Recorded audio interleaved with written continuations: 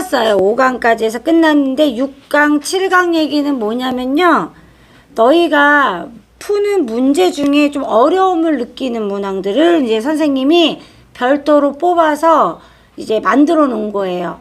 니네가 문제를 풀 때 어려워하는 유형들을 뽑아 놓은 거예요. 자, 그러면 먼저 가장 작은 수 또는 가장 큰 수를 예측하는 문항들이 있어요. 선생님이 예를 들어서 지금 6-1번이랑 6-2번 해놓은 거예요.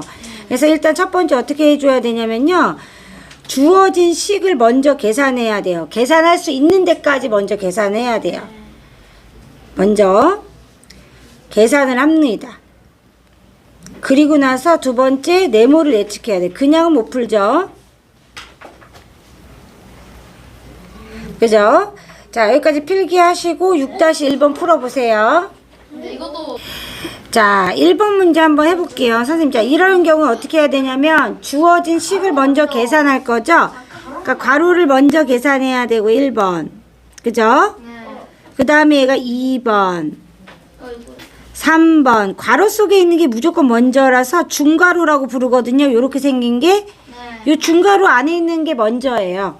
4번. 그리고 이렇게 해서 5번 계산하면 돼요. 그죠? 자, 그럼 1번 계산하면 얼마예요? 6. 맞아요? 자, 2번 계산하면 얼마예요? 45. 나누기 5니까 9. 그죠? 빼니까 3.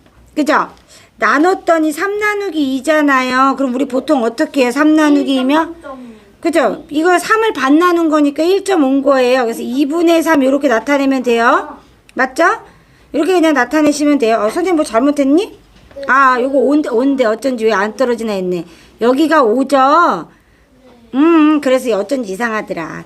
그럼 여기가 4죠? 2죠? 그쵸? 선생님이 나눠 떨어지게 문제를 냈는데 이상하다 했어요. 자, 2보다 작아야 돼요. 그렇죠. 1이죠? 정답은 1이 되는 거예요. 이렇게 맞출 수 있겠죠? 네. 쉬워요. 네. 자, 2번도 선생님이 아까 얘기했죠? 먼저 계산할 수 있는 거 다 하는 거예요. 자, 괄호 먼저 1번, 곱하기 2번, 그죠? 그 다음에 뺄셈 하면 돼요. 자, 그럼 어떻게 되냐면 얘는 7 2, 7에 14 맞아요. 그럼 49에서 14 빼니까 얼마예요? 35인데요. 자, 여기도 먼저 계산할 수 있는 거 옆에도 해야 돼요. 얘가 1번. 그 얼마예요? 32. 그럼 이제 요거를 써보면 35는 32 더하기 네모보다 크다예요. 그러면 네모에 뭐 들어갈 수 있죠? 1, 2까지밖에 못 들어가요. 그쵸? 따라서 2개가 되겠죠. 자, 요렇게 식을 먼저 최대한 계산해서 간단하게 해준 다음에 네모를 찾으면 돼요. 알겠죠? 네, 여기까지.